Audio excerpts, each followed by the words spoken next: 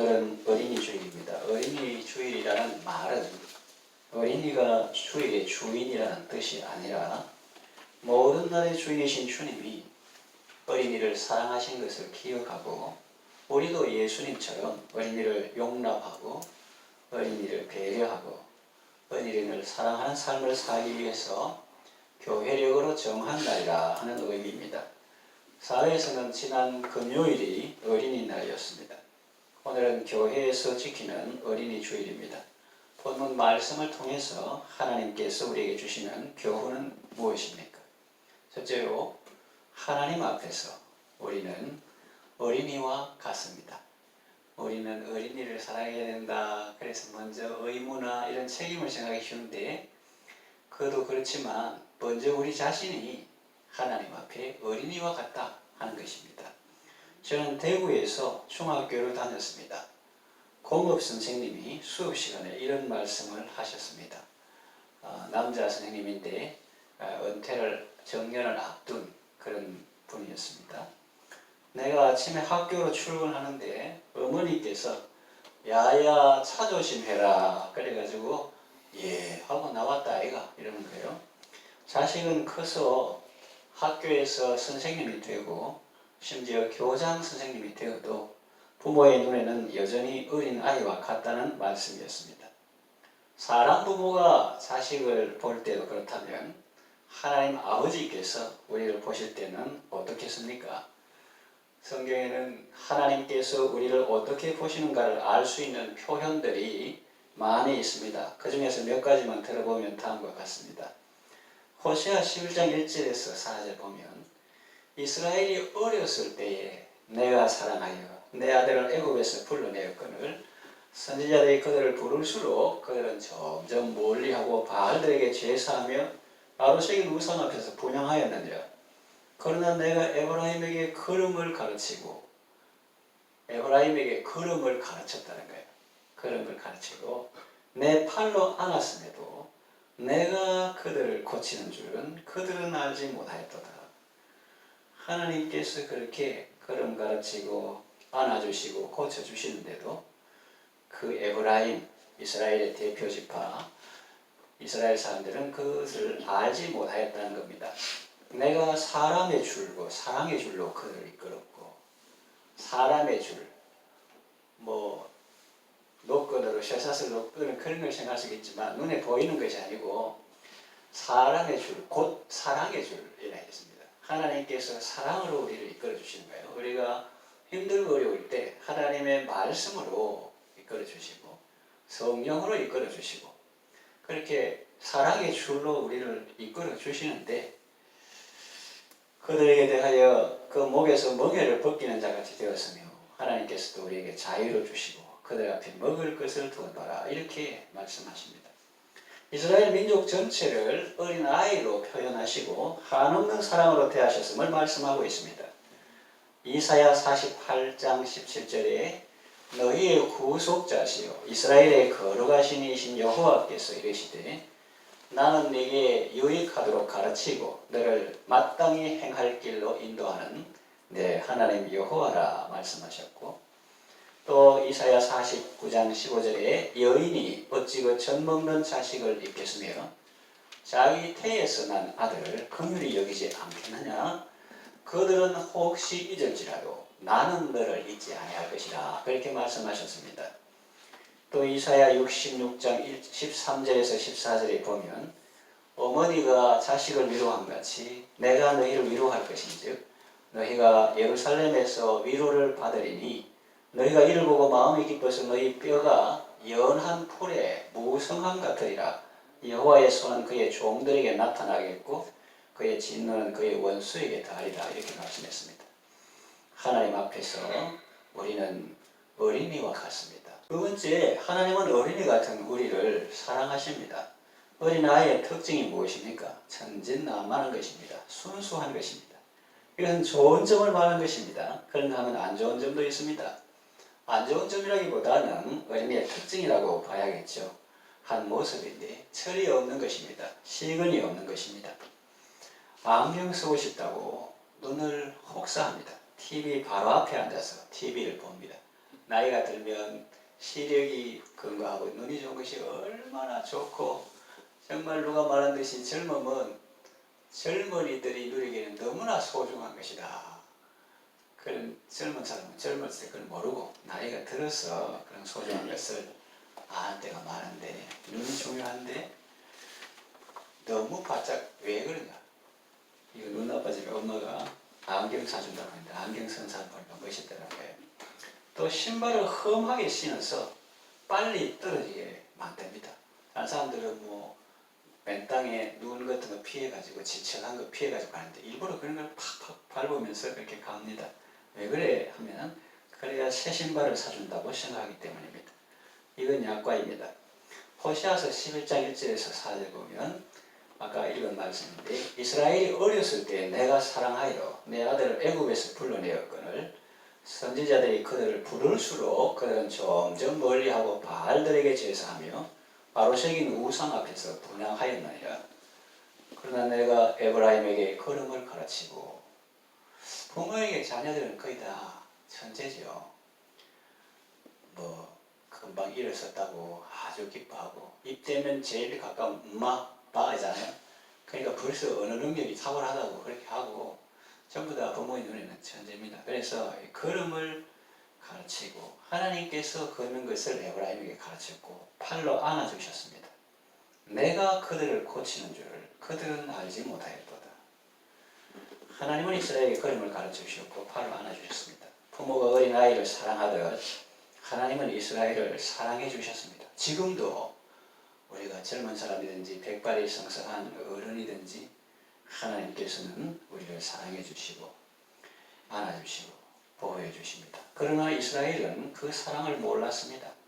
마치 자기가 잘나서 걸음을 걷게 되었고 야 대단하네 이거 누가 했노? 내가요 이러잖아요. 마치 자기가 잘나서 걸음을 걷게 되었고 자기가 자기 건강을 잘 돌보아서 건강하게 된 줄로 생각했습니다. 하나님께서 그들을 고치는 줄을 그들은 알지 못했습니다. 성경에 나온 바와 같이 날마다 우리 짐을 지시는 주 곧 우리의 구원이신 하나님을 찬송하지 했잖아요.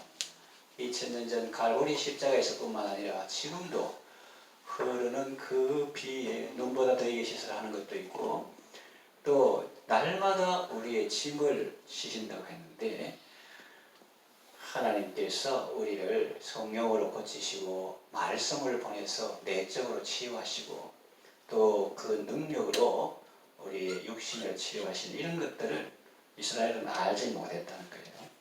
마치 어머니가 어린 자녀의 손을 이끌듯이 하나님은 이스라엘의 손을 잡아 이끌어 주셨습니다. 내가 사람의 줄, 사실 이런 게 아니고 곧 그 프로덕스 바로 말했습니다. 내가 사람의 줄 곧 사랑의 줄로 그들을 이끌었고 그들에게 대하여 내 그 목에서 멍에를 벗기는 자같이 되었으며 그들 앞에 먹을 것을 두어놓으라. 그들에게 자유를 주셨고 먹을 것을 주셨습니다. 매일 발걸음마다 예수 인도하셨네. 사랑의 줄로 우리를 눈에 보이진 않지만 이 육신의 눈에 보이지 않지만 사랑의 줄로 말씀의 줄로 성령의 줄로 이리가 정론이 이리로 행하라 그렇게 이끌어 주셨습니다. 나의 무거운 죄짐을 모두 벗고 하는 말 예수 인도하셨네. 처음에 알죠. 내 인생 요정 건너 강 건너 비유인데 요단강 건너 본향을 말합니다. 언덕 이를 때 하늘문 향해 말하리 예수 인도하셨네. 매일 발걸음마다 예수님이 인도하셨다는 거예요. 그런데 이 호세아를 통해서 이스라엘 백성이 하는 말은 내가 그에게 걸음을 가르치고 어머니가 어린 자녀의 손을 이끌듯이 그렇게 이끌어주고 사랑의 줄고 사랑의 줄로 이끌었고 그렇게 했는데 그들은 내가 그들을 고치는 줄을 알지 못했다. 그렇게 말씀하십니다. 이처럼 하나님은 우리를 사랑으로 돌봐주셨습니다. 그런데 우리는 지금까지 지내온 것이 다 하나님의 은혜인 줄 모르고 살았습니다.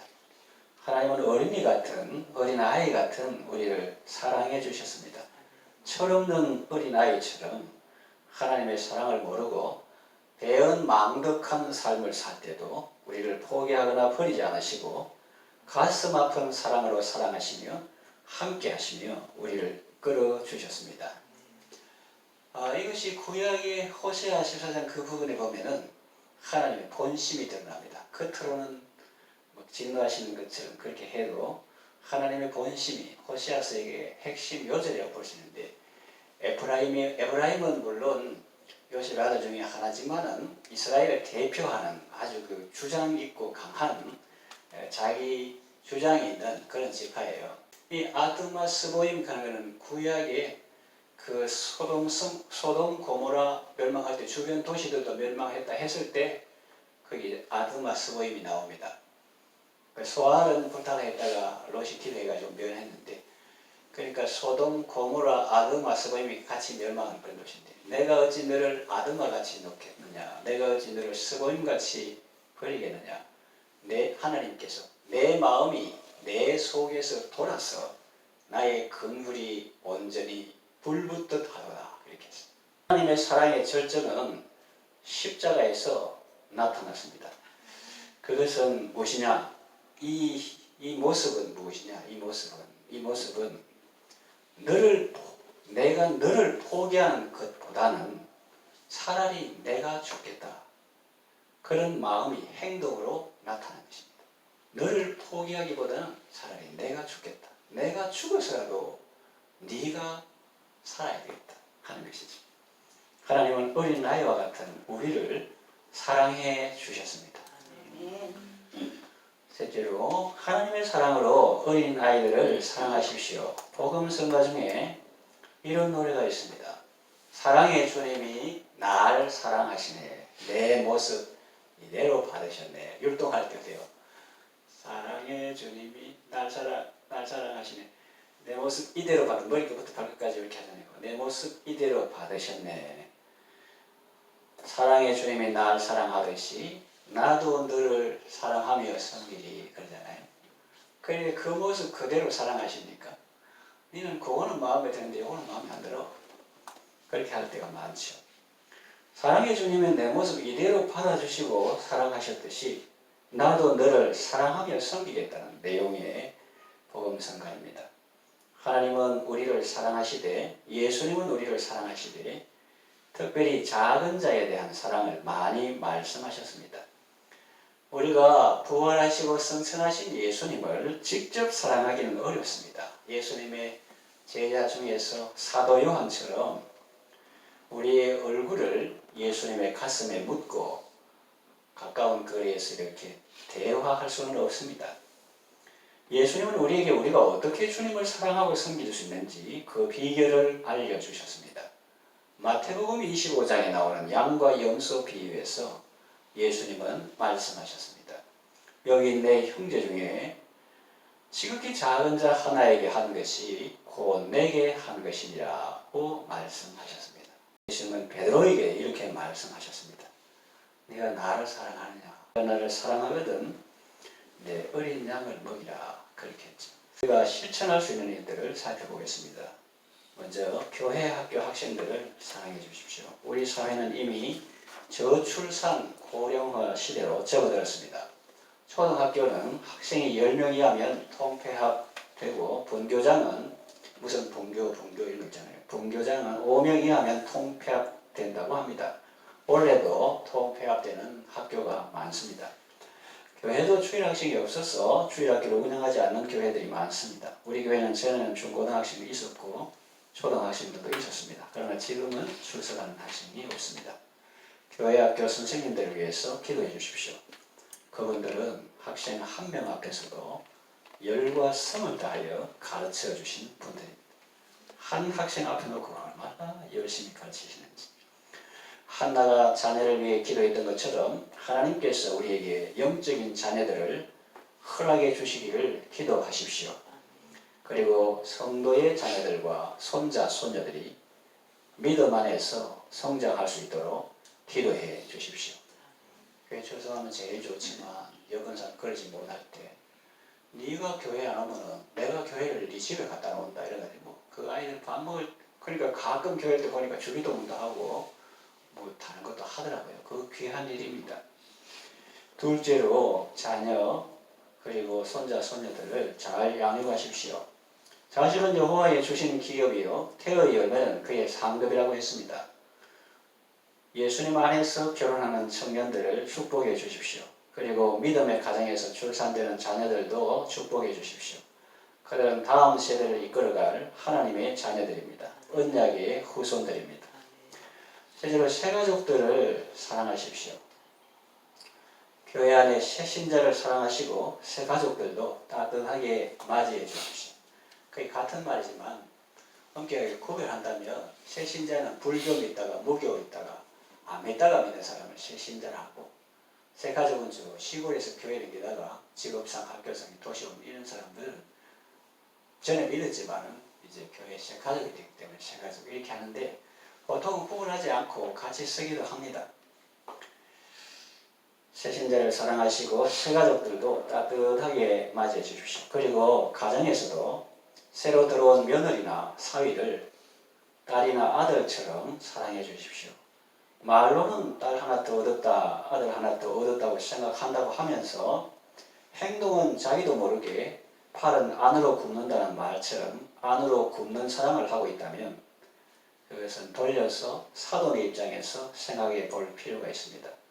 그분들이 내 아들을 어떻게 대하기를 내가 원하고 있는지 생각해보고 또 그분들이 내 딸을 어떻게 대하기를 내가 원하고 있는지 생각해보고 내가 먼저 나의 며느리나 사위에게 그렇게 대해주는 것입니다. 넷째, 사회적 약자들을 배려하십시오. 여러분 아시는 임건욱 집사님은 부산에 있는 진해생활복지원에서 지적장애인과 지체장애인들을 돌보고 있습니다. 그리고 우리 김혜숙 집사님이나 권사님은 또 요양보호사 자격증을 가지고 또 이렇게 섬기려고 준비하기도 하고 또 섬기고 있습니다. 장애인들 돌보는 이런 일들은 특별히 시설에서 지적장애인, 지체장애인들 돌보는 이런 일들은 순간순간이 긴장의 연속입니다. 한시도 눈을 뗄 수 없는 상황입니다. 그래서 때로는 꽃이 피기도 하고 또 마음의 갈등을 겪기도 합니다. 내가 예수님을 믿는 사람으로서 이렇게 대해도 되나 그런 생각도 하지만 또 너무 느슨하게 대하면 사고나고 자해하고 이러니까 그들 엄하게 통제해야 할 때도 있는데 그럴 때마다 마음의 갈등이 생깁니다. 그렇다고 계속 부드럽게만 대하면 큰 사고가 나죠. 그래도 지금까지 나올 수 있었던 것은 하나님께서 때마다 일마다 은혜를 주셨기 때문입니다. 예수님의 마음으로 장애인들과 함께하며 그들을 돌보는 것은 참으로 아름답고 귀한 일입니다. 이 주변을 돌아보면 한부모 가정, 조선 가정, 미혼모 가정, 고아, 외국인 노동자, 독거노인, 노숙자 등 어렵고 힘든 삶을 살아가는 사람들이 있습니다. 오늘 본문에 보면 예수님은 여기 내 형제 중에서 지극히 작은 자 하나에게 한 것이 곧 내게 한 것이라고 말씀하십니다. 여러분 예수님을 사랑하십니까? 그렇다면 교회 학교 학생들을 사랑하시고 또 여러분의 자녀들을 사랑하십시오. 자녀들을 노엽게 하지 말고 내도 못한 일을 자녀에게 막 이렇게 강요하지 말고 자녀들을 사랑하시고 그것이 예수님을 사랑하는 것이고 교회 안에 새가족들을 사랑하시고 가정에 새로 들어온 식구들도 사랑하시고 사회적 약자들을 배려하고 사랑하십시오. 이제 말씀을 정리하며 마치겠습니다. 사랑과 섬김의 삶이 가치 있고 보람된 일이기는 하지만 때로는 너무나 힘들고 지칠 때가 많습니다. 그래도 포기할 수 없는 이유는 그것이 예수님의 명령이기 때문입니다. 그리고 그것이야말로 바로 나 자신이 사는 길이요 또 하나님이 기뻐하시는 일이기 때문입니다. 우리가 주님 앞에 설 때 그분들이야말로 우리의 기쁨이요 자랑이요 면류관이 될 것이기 때문입니다. 예수님은 우리를 사랑하시고 우리를 구원하시기 위해서 자기 목숨을 버리기까지 하셨습니다. 어린아이 같은 우리를 내치지 않으시고 한결같은 사랑으로 사랑해 주시는 하나님의 사랑을 기억하시고 그 하나님의 사랑으로 여러분 주위에 하나님께서 붙여주신 작은 자들을 하나님의 사랑으로 사랑하고 섬기는 아름답고 복된 삶을 살아가시기를 바랍니다.